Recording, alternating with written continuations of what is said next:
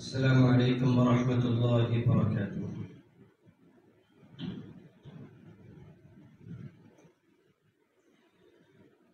اللهم لك الحمد كما أنت أهله، وصلي وسلم على النبي الكريم صلى الله عليه وسلم ما أنت أهله، وفعل بنا ما أنت أهله إنك أهل التقوى وأهل المغفرة۔ رب اشرح لي صدري ويسر لي أمري واحلل عقدة من لساني يفقهوا قولي۔ اللهم وفقنا لما تحب وترضى من القول والعمل والنية۔ وقال الله تبارك وتعالى في القرآن المجيد والفرقان الحميد: أعوذ بالله من الشيطان الرجيم، بسم الله الرحمن الرحيم، وأحل الله البيع وحرم الربا۔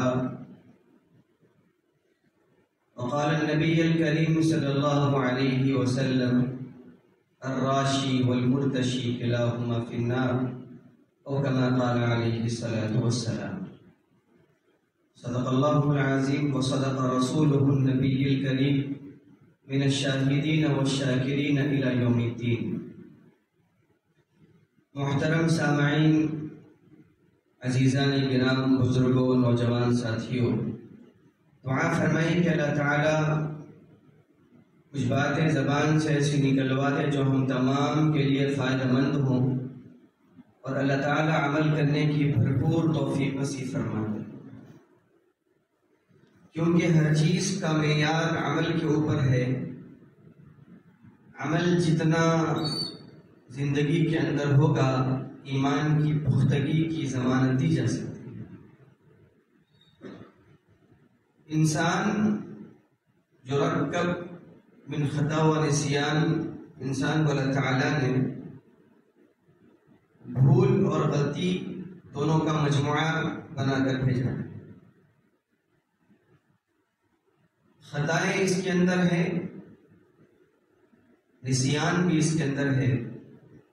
اختیار دیا ہے، مکلف بنایا ہے کہ دیکھو یہ چیزیں ہیں چھوڑنے کی، یہ چیزیں ہیں اپنانے کی۔ اختیار دیا، ان چیزوں کو ایکسپٹ کرو گے تو میرے بندے کہلاؤ گے، اور جو چیزوں کو چھوڑنے کا حکم دیا اس کو پکڑو گے تو میرے عذاب، میرے غصے کے حقدار بنو گے۔ قرآن نے اعلان کیا ہے کہ وَأَحَلَّ اللَّهُ الْبَيْعَ وَحَرَّمَ الرِّبَا۔ اللہ تعالیٰ نے تجارت کو حلال کیا اور سود کو حرام کیا۔ میں نے اس کے متضاد ایک حدیث شریف پیش کی۔ اللہ کے نبی علیہ الصلوۃ نے ارشاد فرمایا: الراشی والمرتشی کلاہما فی النار۔ رشوت لینے والا، سود لینے والا یا دینے والا، علماء اکرام نے یہاں تک لکھا ہے کہ درمیان میں پیپر بنانے والا بھی، کلاہما فی النار، تمام کے تمام جہنم کے ایندھن میں جائیں گے۔ ایک چیز سے اللہ تعالیٰ روک رہا ہے اور ایسی وعید بیان کی کہ آپ نماز چھوڑ دیں اتنا زیادہ آپ کے لیے عذاب نہیں بتایا گیا۔ آپ صلی اللہ علیہ وسلم نے فرمایا کہ جو انسان سود کھاتا ہے یا سود کی زندگی کو اپناتا ہے یا سودی تجارت کرتا ہے، قرآن نے سامنے آ کر ایک تھپڑ رسید کیا اور کہا کہ وَحَرْبِ مِنَ اللَّهِ وَرَسُولِهِ، تو پھر تیار ہو جاؤ اللہ اس کے رسول کے ساتھ جنگ کرنے کے۔ کس کی مجال بھائی کہ اللہ اس کے رسول کے ساتھ جنگ کرے؟ کس کی ہمتیں ایسی کہ اللہ اس کے رسول کے ساتھ جنگ کرنے کے لیے میدان میں آئے؟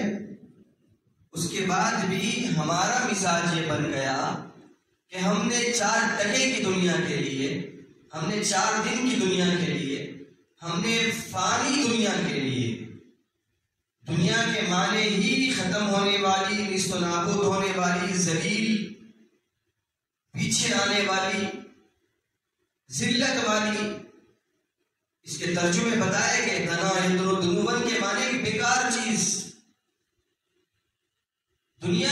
ذلیل و خوار اس فانی دنیا کے لیے ہم نے اپنے آپ کو اتنا لگایا کہ ہماری نظروں میں سود حلال کے برابر ہو گیا. ہم نے اس کو اہمیت نہیں دی، اس لیے نہیں دی کہ ہم نے قرآن پڑھا نہیں، نبی کی تعلیمات کو گہرائی سے دیکھا نہیں. ہم نے اس انداز میں قرآن نہیں پڑھا. ہم نے قرآن اس لیے پڑھا کہ میرے پیٹ کا درد کم ہو جائے. ہم نے قرآن اس لیے پڑھا کہ میرے والدین کی مغفرت ہو جائے. ہم نے قرآن اس لیے پڑھا کہ ہمارے بچوں کی نوکری لگ جائے. ہم نے قرآن اس لیے پڑھا، ہم نے قرآن کو ڈیوائڈ کر دیا، ہم نے قرآن کے ٹکڑے بنا دیے اور ہم نے یہ تصور کر لیا کہ سورہ ملک پڑھا جائے گا، رزق میں برکت آئے گی. سورہ یاسین پڑھوں گا تو عافیت رہے گی دن بھر. ہم نے اپنے آپ کے اندر تصور کر لیا کہ بس روزمرہ کی زندگی، روزمرہ کی قرآنی آیات پڑھ لی جائے، اپنے آپ کو جنت کا حقدار بنا لیا جائے. یہ خام خیالی ذہن سے نکالنی ہوگی کہ انسان کو اللہ تعالیٰ نے جن چیزوں سے بچنے کا حکم دیا ہے تو انسان ان تمام چیزوں سے بچ کے دکھائے. ادخلوا فی السلم کافہ کا مصداق انسان بنے کہ انسان نماز بھی پڑھ رہا ہو، رشوت بھی کھا رہا ہو، رشوت بھی لے رہا ہو، انسان تہجد کی نمازیں بھی پڑھ رہا ہو، ادھر سودی کاروبار بھی کر رہا ہو. اس کی عبادات، اس کے روزے، اس کے صدقے، اس کی خیرات، اس کی زکوٰۃ مبنا دی جائے. اگر زندگی کے اندر ادخلوا فی السلم کافہ نہیں ہے. بعض احباب کا کہنا یہ، ہمارا مزاج یہ بن گیا ہے کہ بھائی حالات ایسے ہیں کہ میں سود کھانے کے اوپر مجبور ہوں. ہمیں ایسے احباب بھی ملتے ہیں جن کی زبان تاروں کو اس انداز لگتے کہ ہم تجارت نہیں کرتے، اس لحاظ ہم سود پہ پیسے دیتے ہیں. حرب من اللہ و رسول، اللہ اس کے رسول کے ساتھ جنگ کرنے کے لیے تیار ہو جاؤ. جو انسان یہ بتائے، جو انسان یہ سمجھے کہ یہ میرا منافع، یہ میرا فائدہ ہے،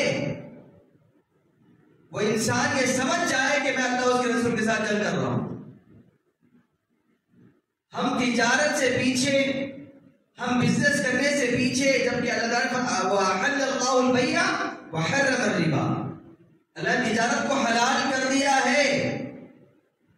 تجارت کرنی ہوگی، انسان اپنے اندر مزاج بنائے کہ پیسے ہیں، مارکیٹ میں 1 لاکھ 2 لاکھ دے دیے، ہر مہینہ 10,000 20,000 روپے کھا رہے، انٹرسٹ کا پیسہ کھا رہے، سود کا پیسہ کھا رہے، خود کی زندگی برباد، دنیا و آخرت برباد، اولاد برباد، نسلیں تباہ. حشر کے میدان کا جو رسوائی ہے، اس کی رسوائی ہے. پیٹ چاک کر کے اپنے ہی انتڑیاں کھا رہے ہیں، اپنے ہاتھوں سے پیٹ چاک کر رہے ہیں. یہ کیا ہے؟ اللہ کے نبی نے فرمایا یہ سود خور ہے. یہ وہ لوگ ہیں جو دنیا میں سودی کاروبار، سودی تجارت کو اپنے آپ کے اوپر حلال سمجھ لیا. لیکن ہمارا مزاج کیا ہو گیا؟ حشر کا میدان ہے، دیکھ لیا جائے گا. اتنا ہم نے اپنے آپ کو تسلیاں دے دی کہ دنیا کی عزتیں سب کچھ، دنیا کی ذلتیں سب کچھ ہے. اس لیے ہم نے ذہن میں بٹھا لیا ہے کہ یہاں پر اچھے کھانے، یہاں پر اچھی زندگی، یہاں پر عافیت کی زندگی مل جائے، حشر کا میدان میں ملے یا نہ ملے دیکھ لیا جائے گا. اتنی وعید کہ اللہ اس کے رسول کے ساتھ جنگ کرنا ہے. اگر کوئی پڑوسی پہلوان نکل جائے تو ہمارے ہاتھ پہ تھرا اٹھتے ہیں. پولیس کا کوئی اہلکار گھر کے سامنے آ جائے تو انسان کے پسینے چھوٹ جاتے ہیں. تو انسان ایک ایسا دلیر بن گیا ہے میرا بندہ کہ سود کھاتے ہوئے اس کے جسم پہ پسینہ نہیں آتا، لرزہ بانداب نہیں ہوتا. وجہ اس کی ہے کہ ہم نے اپنے ایمان کو کمزور کر لیا. جھوٹ بول کر، سود کھا کر، رشوت دے کر، حرام خوری کے ساتھ مزاج ہم نے بنا لیا ہے کہ بس دنیا کی زندگی کے اندر اچھے کھانے کھا لوں، اچھی زندگی جی لوں، عیش کی زندگی جی لوں، چار لوگوں سے واہ واہ سن لوں، کامیاب زندگی یہی۔ جبکہ آپ صلی اللہ علیہ وسلم نے فرمایا کہ کامیاب زندگی یہ نہیں ہے کہ دنیا تمہارے قدموں میں آ کر گر گئی۔ انما اموالکم واولادکم فتنہ، مال آزمائش، اولاد آزمائش، آزمائش تمہارے پاس آئی مال کے اعتبار سے۔ اب دیکھتے ہیں، اللہ فرماتے دیکھتا ہوں میں اسے کیا کرتا ہے، کہ حلال کے راستے پہ جاتا ہے یا حرام پکڑتا ہے، مجھے منانے کی ضد پہ آتا ہے یا میرے خلاف جاتا ہے۔ یہ تصور ذہن سے نکال دیں کہ کوئی غریب بندہ ہے، کوئی شریف بندہ ہے، پھٹے پرانے لباس، پرانا لباس، صاف ستھرا ہی صحیح پرانا لباس پہن کر وہ مسجد کو آتا ہے یا بازار میں دکھتا ہے، آپ ٹھاٹ باٹ کے ساتھ ہیں، آپ عافیت کی زندگی میں ہیں، آپ ایسیوں کی گاڑیوں میں ہیں، ایسیوں کے گھروں میں ہیں، آپ یہ تصور ذہن سے نکال دیں کہ اللہ مجھ سے راضی ہے، اس سے اللہ ناراض ہے، یہ نکال دیں ذہن سے۔ اگر اس کی زندگی کے اندر حلال ہے، حلال لقمے وہ اپنے پیٹ میں ڈال رہا ہے، تو یاد رکھنا حشر کے میدان میں کھرا اور کھوٹا الگ کر کے بتا دے گا، بتائے گا۔ جب کوئی بندہ حرام کما کر، سود کھا کر، رشوتیں دے کر، رشوتیں لے کر، جھوٹ بول کر، جب کوئی انسان اپنی زندگی گزار کر بڑا پلید بن کر انسان اللہ کے دربار میں جب جائے گا، جب اللہ خدا نہ خواستہ بغیر توبے کے اگر چلا گیا، جب جہنم کی ایک ہوا اس کے سامنے سے گزرے گی، اللہ پوچھے کہ دنیا میں عیش و عشرت دیکھا تھا، ٹھنڈی ہوائیں دیکھی تھی، عافیت کی زندگی کس کو کہا جاتا ہے دیکھا تھا تمہیں، 80 سال 90 سال تجھ کو زندگی دی تھی، منمانی زندگی گزار کے آیا، اس کی زبان پہ ایک ہی جملہ آئے گا، اللہ ایک لمحے کے لیے بھی میں نے عافیت کی زندگی نہیں دیکھی، ایک لمحہ، ایک سیکنڈ کے لیے مجھے خیریت کی زندگی ملی نہیں۔ جہنم کا ایک ہوا کا جھونکا انسان کی ایسی کی تیسی کر کے چھوڑ دیتا ہے۔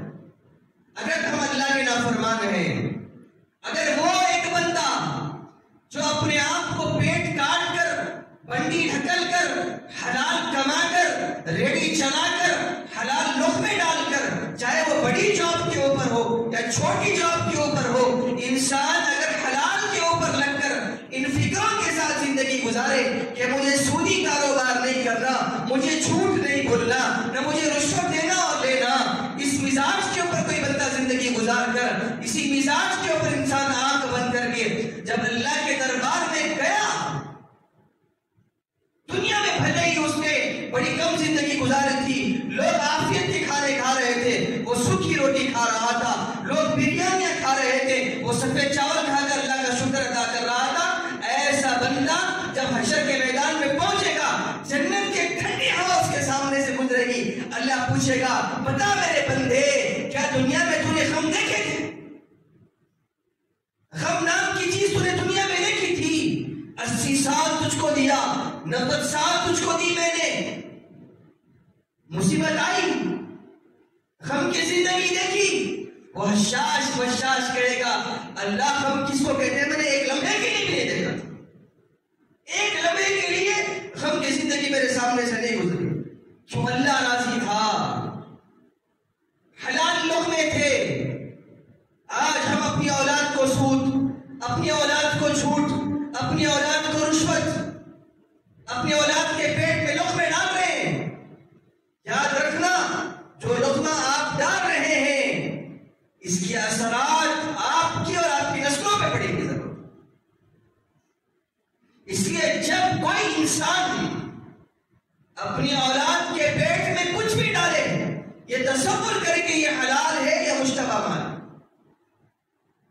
میری زندگی کس انداز میں گزر رہی ہے کہ اللہ کی ارشادات پر، نبی کی فرمودات کے اوپر زندگی گزر رہی ہے الحمدللہ عافیت کے ساتھ، اس کے بعد پھر تمہاری تہجدیں بھی قبول، تمہارے فرائض قبول، تمہارے روزے قبول، تمہاری نفلی عبادات قبول، تمہاری زکات کا ادا کرنا قبول، تمہاری خیرات قبول، تمہارا کسی سے میٹھا بول بھی قبول۔ اپنے آپ کو حلال کے اوپر رکھو، کیونکہ اللہ تعالیٰ نے حلال کے بڑے فائدے بتائے، بڑے رموز، بڑے مزے حلال کے اوپر ہے۔ زبان کے اوپر حرام کی چیز بڑی میٹھی نظر آتی، اس کے اثرات آپ کی زندگی پہ پڑے یا نہ پڑے، آپ نسلوں کے اوپر ضرور پڑتے۔ اس لیے علماء کرام نے کہا نا کہ حرام کا مال، سود کا مال شکلیں تو نہیں بگاڑتا لیکن نسلیں بگاڑ کے چھوڑ دیتا ہے، نسلیں تباہ و برباد ہو جاتی ہیں۔ پھر کل آنے والے کلوں میں لوگ ہماری اولاد کو، ہمارے نواسوں کو، ہمارے پوتروں کو دیکھ کے کہا کریں گے خدا نہ خواستہ کہ ان کے باپ دادا حرام کی کمائی کے انبار لگا کر گئے تھے، اسی لیے یہ حالات تو ان کی ہو رہا ہے۔ حلال پہ اپنی اولاد کو فکر ڈالو، اور سود سے خاص کر لاک ڈاؤن کے بعد میں نے اس سے پہلے بھی اس پہ بیان کیا ہے کہ امت مسلمہ کے نوجوانوں کا مزاج، اور جن کے پاس کچھ پونجی سامان بچ گئی تھی، 5-6 لاکھ جن کے پاس بچ گئے تھے، تجارت کرنے کے بجائے انہوں نے اپنے پیسوں کو سود کے اوپر لگایا۔ وظیفہ خور ہیں، ماہانہ 50 سے 60 ہزار روپے وظیفہ آتا ہے۔ ہم سے پوچھا جا رہا ہے کہ مفتی صاحب میں اپنے پیسے کو انٹرسٹ پہ لگایا ہوں، وہ 50-60 ہزار روپے بس نہیں ہوتے، میاں بیوی کے اندر 50-60 ہزار بس نہیں ہوتے، تو میں نے اپنے پیسوں کو میں نے انٹرسٹ پہ لگایا ہے، ماہانہ 25 ہزار روپے وہاں سے آ جاتے۔ میں نے کہا کہ حرام ہے، کہا کہ میں کما نہیں سکتا، کہا کہ چھوٹی کرانہ کی دکان کھول لو آپ، اللہ برکت نازل کرے گا۔ کوئی اور راستہ اپنائیے، لیکن یہ سود کا راستہ نسلیں بگاڑ دیتا ہے۔ ہمیں معلوم نہیں، اللہ کے نبی علیہ السلام نے سختی کے ساتھ امت کو اس سے منع کیا۔ آج یہود و نصارہ کا پورا بیس سود کے اوپر، ان کی پوری تجارت سود کے اوپر منحمل۔ اس کو ہٹا دیا جائے، نہ کوئی اسرائیل بچے گا نہ امریکہ بچے گا۔ اس کے چاہتے ہیں نا وہ کہ مسلمان نماز پڑھے، مسلمان روزے رکھیں۔ کیلیفورنیا میں تراویح ہو رہی تھی گزشتہ رمضان، نماز پڑھو، تراویح پڑھو، روزے رکھو، اس سے آپ کو منع نہیں ہے۔ ہاں، اسلامی قانون نافذ نہیں ہونی چاہیے۔ اسلامی قانون نافذ ہوگا تو وہاں پر یہ تمام چیزیں آئیں گی کہ سود حرام قرار دیا جائے گا۔ قربان جاؤں صحابہ رضی اللہ تعالیٰ عنہ مجمعین کے اوپر جو حکم نازل ہوتا اس پہ عامل ہو جاتے، جو حکم آتا اس پہ اپنے آپ کو نشان کر دیتے۔ شراب کی حرمت آئی، صحابہ اکرام نے دیکھا اور خود عمل کیا کہ مدینے کی گلیوں میں شراب پانی کی طرح بہ رہی تھی، کہ حکم خدا بندی ہے، نبی کی فرمودات ہے سامنے ہمارے نبی، بعد از خدا بزرگ تو ہی قصہ مختصر، اللہ کے بعد اللہ کے نبی آپ کو دیکھا ہم نے، آپ کے فرمودات بس کافی ہیں۔ ایک اشارہ اللہ کے نبی کا صحابہ عمل کرنے کے لیے بیٹھ جاتے۔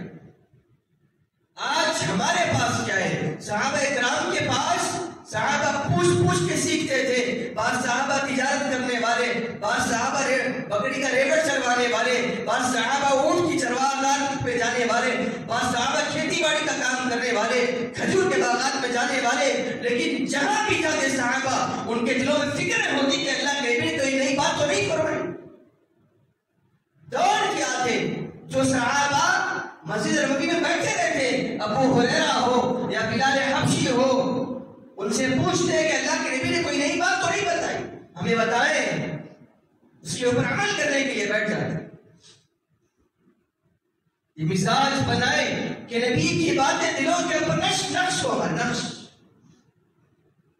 ہم یہ سمجھ رہے ہیں ہم جو زندگی کریں، جس انداز میں زندگی گزارے، جس انداز میں زندگی رہے، کوئی پوچھنے والا نہیں ہے۔ نہیں، ہماری ان بطش ربک لشدید کا اللہ نے وعدہ کیا ہے، خلاف ورزی ہوگی کوڑے پڑیں گے، نافرمانی ہوگی جہنم کا ایندھن تیار ہے۔ اپنے آپ کو اس مزاج پہ ڈالیں کہ اللہ کے نبی علیہ السلام کی فرمودات کیا ہے، اللہ کے نبی نے کیا ارشاد فرمایا، سود سے بچو تو بچ جاؤ۔ صحابہ کرام کو حکم ہوا بچ گئے صحابہ کرام، اپنے آپ کو نشاور کرنا سیکھے نبی کی باتوں پہ۔ ایک دن کا کام نہیں ہے، یاد رکھو، ایک دن کا کام نہیں۔ ایک ہی دن میں تم نمازی نہیں بن سکتے، ایک ہی دن میں تم اللہ والے نہیں بن سکتے، ایک ہی دن میں تم اپنے آپ کو اس مقام پہ نہیں پہنچا سکتے۔ بستی بسنا کھیل نہیں ہے، بستی بستے بستی ہے، بڑا کھلا سا وینچر ہے۔ ایک آدمی ہمت کر کے گھر بنائے گا اور ایک ہمت کر کے گھر بنائے گا، آہستہ آہستہ بستی کا نام پڑ جائے گا۔ ایک دن میں انسان نماز نہیں بن سکتا، ایک دن میں چیزیں نہیں چھوٹتی، اپنے آپ کو ڈالنا پڑتا ہے اس راستے کے اوپر، اپنے آپ کو لگانا پڑتا ہے اس راستے کے اوپر، بچانا پڑتا ہے ان راستوں سے اپنے آپ کو۔ صحابہ کانپ جاتے اگر سود کا نام سن لیتے، لیکن ہمارا مزاج کیا ہو گیا؟ آپ کو معلوم ہے کتابوں میں ایک واقعہ نقل کیا گیا کہ ایک ماں نے اس کا جوان بیٹا، بڑی طبیعت خراب،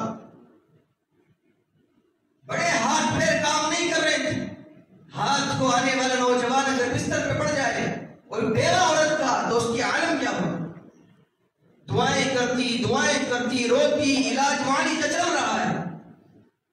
ایک دن رات میں روتے روتے آسمان کی طرف دیکھا، اللہ سے دعا کی، اللہ ماں کی ممتا، اس کا درد، اس کا جوش جاگ اٹھا اندر سے۔ اس نے کہا کہ اللہ اگر تو میرے بیٹے کو اچھا کر دے تو میں قسم کھاتی ہوں کہ میں غلاظت کھا لوں گی، گندگی کھا لوں گی۔ قسم کھا لی اس نے، بیٹے کی محبت، بیٹے کے غم میں، درد میں اس نے قسم اٹھا لی۔ اور شریعت کا مزاج ہے کہ قسم کو پورا کرنا واجب۔ اللہ کی کرنی یہ ہوئی کہ آہستہ آہستہ اس کا بیٹا ریکور ہوتا گیا، طبیعت ٹھیک ہو گئی، اٹھ کے بیٹھ گیا پلنگ سے، حشاش بشاش ہو گیا۔ ایک دم اس کو قسم یاد آئی، کیا کیا جائے؟ قسم تو پوری کرنی۔ ہمارے جیسے لوگ نہیں تھے کہ آنکھ میں چولی کھیلے، آنکھ بند کر لیں، ہاں قسم کھائے کہ ہاں تھوڑے پیسے دے دے ادا ہو گئی قسم، نہیں، کفارہ ہے، نہیں۔ کسی بزرگ کے پاس گئی، کہا کہ حضرت مانتی ہوں بات غلط ہے، لیکن جذبات میں، میرے بیٹے کی محبت میں، ممتا میں میرے زبان سے الفاظ نکل گئے اللہ کے سامنے آہوزانی کرتے ہوئے کہ اللہ تو میرے بیٹے کو اچھا کر دے گا تو میں غلاظت کھا لوں گی، گندگی کھا لوں گی، میں نے قسم کھا لی حضرت، کیا کیا جائے؟ اب بم سنو حضرت کا بم، اور جن حضرات کی زندگی کے اندر یہ اعمال ہے اس کو نکالنے کی آہستہ آہستہ کوشش کریں۔ بزرگ نے کہا کہ بے فکر رہے بیٹی، کہا کہ حضرت گندگی کیسے کھاؤں گی؟ کہا کہ جا بازار سے، ہوٹل سے کوئی اچھی چیز اٹھا کر لا کھا لیں گی، اس دور کے اعتبار سے بریانی لا لے اٹھا کر، وہ لا لی۔ کہا کہ کسی سود خور کے گھر کے باہر کی جو چھت ہے اس کے سائے میں بیٹھ کے وہ بریانی کھا لے۔ گندگی کھانے سے زیادہ بدترین چیز، گندگی کھانے سے زیادہ بدترین چیز کھا کیا رہی ہے؟ بریانی کے لقمے، اچھے لقمے کھا رہی ہے، لیکن کیا تشبیہ دی گئی؟ اندر اس کے بیڈ روم میں نہیں، ہال میں نہیں، ڈرائنگ روم میں نہیں، اس کے گھر کی چھت کے سائے میں بیٹھ کے اپنا پیسہ، چیز کیا کھا رہی ہے؟ بریانی۔ فتویٰ کیا آ رہا ہے سامنے مسئلہ کہ گندگی کھانے سے زیادہ بدترین چیز، اس سے بڑی بدترین چیز کیا ہو سکتی ہے شریعت؟ اس کو ہم مسلمان، خاص کر نوجوان امت، اس کو شوق سے، جن کے اندر دین کا شعور نہیں، یا شعور ہے لیکن راتوں رات کروڑپتی بننا چاہتے ہیں، شعور ہے لیکن جو دوست احباب مال کے اعتبار سے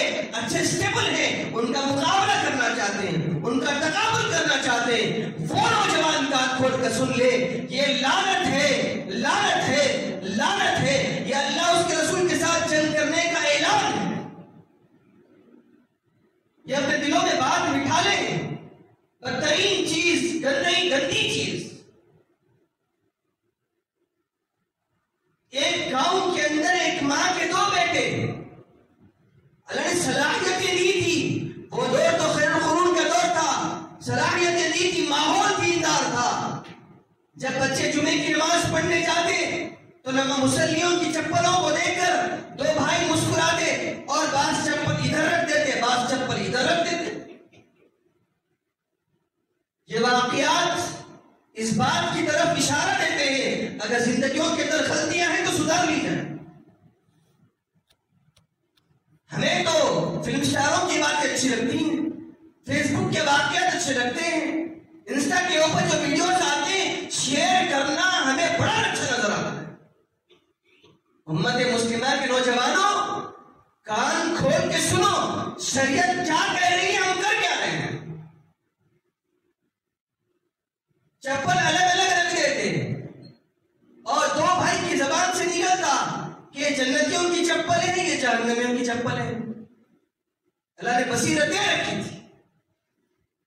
اب جب مصلی باہر نکلتے بڑے ناراض ہوتے محلے کے مصلی، لازمی بات ہے بھائی سامنے کا پڑوسی اس کے چپل جنتیوں میں چلے جائے، ہماری چپل جہنمی کی اس میں اندر شمار ہو جائے، تو بچوں کو گالم گلوچ کی جا رہی تھی، مار پیٹ کر کی نوبت آ گئی تھی۔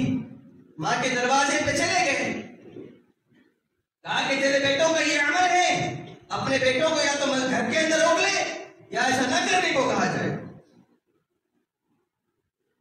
اس نے ایک عالم سے پوچھا کہ حضرت یہ معاملہ اللہ نے میرے بچوں کو بصیرت دے رکھی ہے، بدنام کیا، میرے گھر کے سامنے ناچ رہی ہیں، حضرت کیا کیا جائے؟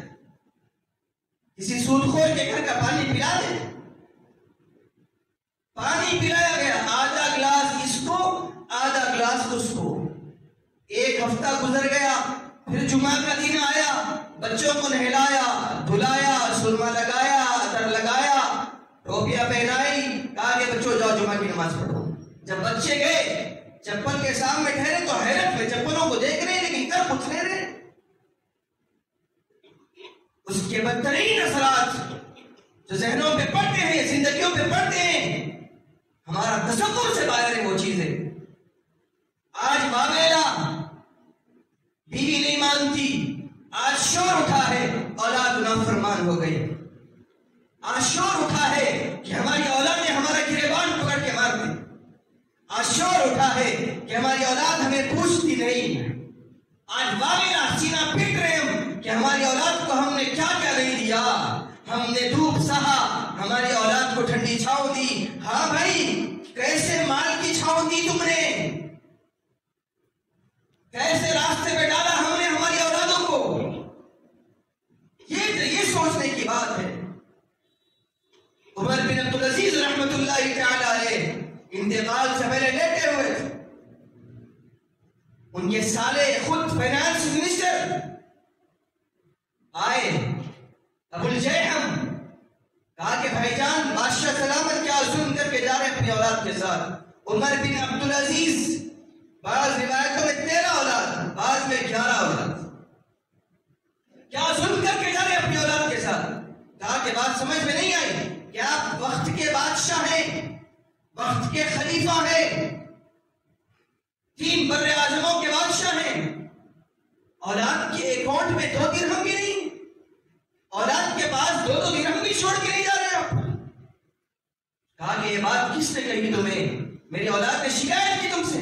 کہا کہ نہیں بھائی جان، میں ان کا ماموں ہوں، میرے بھانجے بھانجیوں کی اخلاق، ان کی دینی حمیت مجھے معلوم ہے، کسی نے شکایت نہیں کی، لیکن میرے ذہن میں یہ بات آئی ہے تو میں آپ کے سامنے تذکرہ کر دیا میں نے۔ کہا کہ بلاؤ بچوں کو، تم بھی یہیں ٹھہرو، مجھے تھوڑا اٹھا کے بٹھا دیا جائے۔ اٹھا کے بٹھایا گیا، تکیہ پیچھے رکھا گیا، سامنے اولاد ہے۔ کہا کہ بیٹو، میرے سامنے 2 راستے تھے، 2 راستے، ایک اللہ کو ناراض کر کے تمہارے لیے خزانے جمع کرتا، اللہ کو ناراض کر کے سونا چاندی جمع کرتا، اکٹھا کرتا، پھر میں اللہ سے جنگ کا اعلان کرتا جو میں نہیں کر سکتا۔ بیٹو میں نے حلال کا راستہ اپنایا ہے، حلال کا راستہ اپنایا ہے۔ بیٹو قرآن سکھایا نا میں تم کو، جی ابا۔ نبی بتایا نا تم کو، جی ابا۔ اس قرآن میں ایک آیت ہے، نحن نقرب من حبل الورید، جب کبھی یاد آئے، جب کبھی مصیبت آئے، جب کبھی آفتوں کے پہاڑ تمہارے اوپر ٹوٹے، اللہ فرماتا ہے گھبرانا نہیں، مجھے پکار لو، میں تمہاری شہرت سے زیادہ قریب ہوں، مجھے پکار لینا۔ بیٹا جب کبھی حالات آئے اس اللہ کو پکارنا، اس رب کائنات کو پکارنا، اللہ کی قسم، رب کعبہ کی قسم، تمہارے حالات سوار کے چھوڑ دے گا۔ میں اللہ کے سامنے، حشر کے میدان میں نبی کے سامنے شرمندہ نہیں ہونا چاہتا۔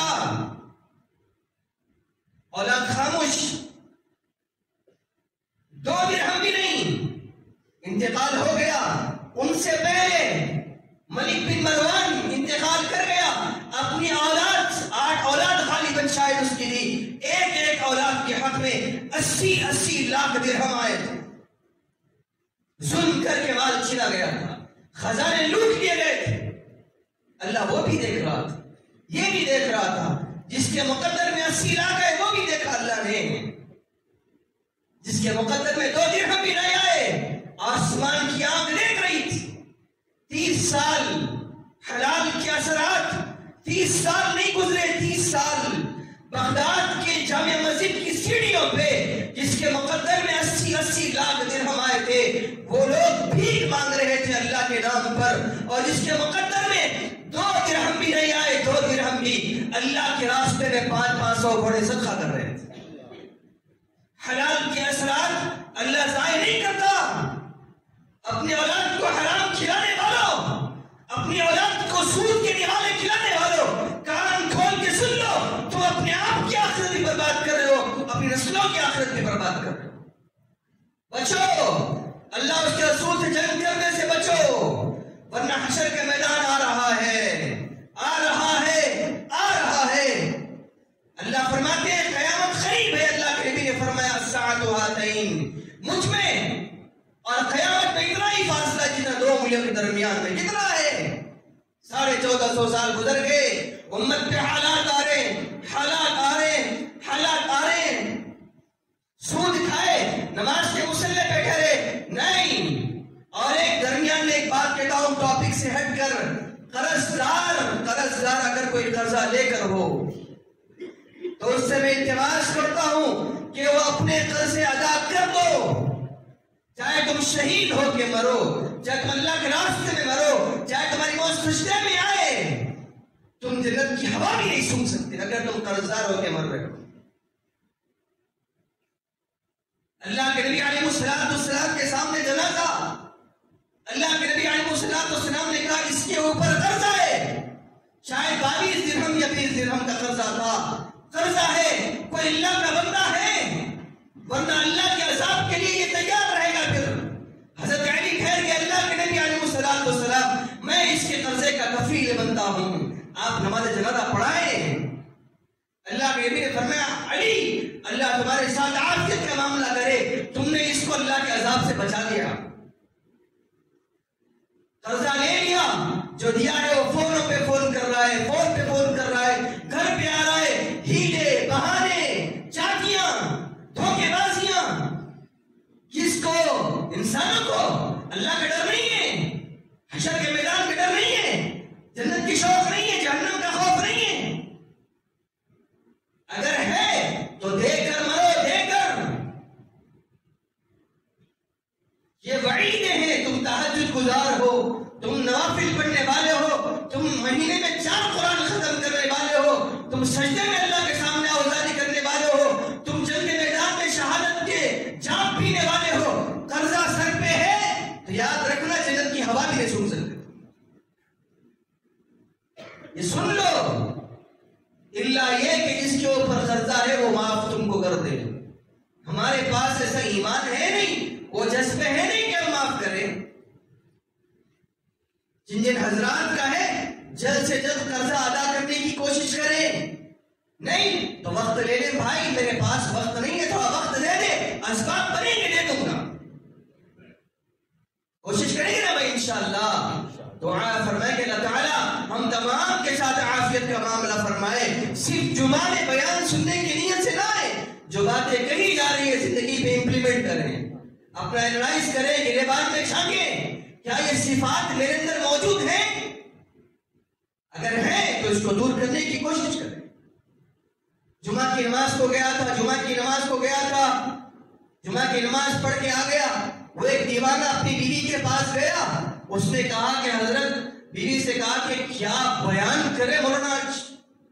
بیگم نے پوچھا کیا بیان کرے؟ کیا بیان کرے؟ زبردست بیان کرے. ارے کیا بیان کرے؟ کیا بیان کرے نہیں معلوم مگر زبردست بیان کرے. وہ سننے کے لیے آئے، سیکھنے کے لیے نہیں آئے، جذبے سے نہیں آئے. یاد رکھو جو انسان باوضو ہو کر سننے کی نیت سے، عمل کرنے کی نیت سے بیٹھتا ہے، اللہ اس کی زندگیوں میں انقلاب ضرور لاتا ہے. تو یہ نیت سے بیٹھے کہ میری زندگی کے اندر چینجز آئے. بھی جمعہ کو آ گیا نہیں پڑھ تو کافر ہو جاتے کہتے نہیں، 3 جمعہ نہیں پڑھ تو کفر کے قریب چلے جاتے کہتے. اس لیے جمعے کو آ گیا. اور بعض احباب سے ادباً گزارش ہے، ہاتھ جوڑ کے بھائی خطبہ جمعہ واجب ہے. میں نے اکثر لوگوں کو دیکھا کہ ایک رکعت امام صاحب کی ختم ہو گئی، میں نے سنا کہ لوگ آئے نماز میں شامل ہو گئے، جمعہ نہیں ہوئی. جمعہ کے لیے بیان کم از کم بیان نہیں تو نہیں، خطبہ واجب ہے. خطبہ جمعہ سننا واجب ہے، وہ بھی بیٹھ کر. اس کا مطلب کیا وقت نکال کر آئے جمعے کے لیے، ہڑا اڑی میں نہ آئے. حجاب شاب کی فکریں ہیں، حجاب شاب کی سوچ ہے. ایک امام صاحب عصر کی نماز پڑھا دیے، سلام پھیر دیا، ایک شخص اٹھ کے کہا کہنے لگا کہ 3 رکعت پڑھائی امام صاحب نے، 4 رکعت نہیں پڑھائی. لوگوں نے کہا کہ بیوقوف ہو گیا، 4 رکعت پڑھائی. نہیں 3 رکعت. ضد کر رہا تھا وہ آدمی، ایسی نماز ہماری ہو گئی آج. کہا کہ کیا دلیل ہے تمہارے پاس کہ امام صاحب نے 3 رکعت پڑھائی؟ امام صاحب نے غور کیا، کہا کہ ہاں ہو سکتا ہے میں 3 رکعت پڑھائی ہو. تو اس شخص سے پوچھا گیا کہ تم نے ضد کیوں کی، کس بیس پہ تم نے ضد کی کہ امام صاحب نے 3 رکعت پڑھائی، 4 رکعت نہیں پڑھائی؟ اس نے کہا کہ میرے 4 دکان ہیں، ہر ایک رکعت میں 1 دکان کا حساب کرتا ہوں. آج سے 3 دکان کے حساب ہوئے، 4تھی دکان رہ گئی. ایسی نماز ہے ہماری. یہ سوچ کے آ رہے نمازوں، یہ سوچ کے آ رہے جمعہ میں، یہ اخلاقیات ہمارے پاس، یہ جذبے. اللہ پوٹلی بنا کر منہ پہ مار دے گا، کوئی ضرورت نہیں ہے تمہاری. کوشش کریں گے نا بھائی انشاءاللہ. دعا فرمائے کہ اللہ تعالیٰ ہماری زندگیوں میں انقلاب لے کر آئے، اور سود سے، حرام خوری سے اور اللہ جوا بازیوں سے اللہ تعالیٰ پوری امت مسلمہ کی حفاظت فرمائے. خاص کر اللہ امت مسلمہ کے نوجوانوں کو حلال روزی سے منسلک فرمائے. اللہ بھرپور دے، حلال دے، بھرپور دے، حرام سے بچا کر دے، بھرپور دے، اللہ سود سے بچا کر دے. وما توفیقی الا باللہ. السلام علیکم ورحمۃ اللہ وبرکاتہ.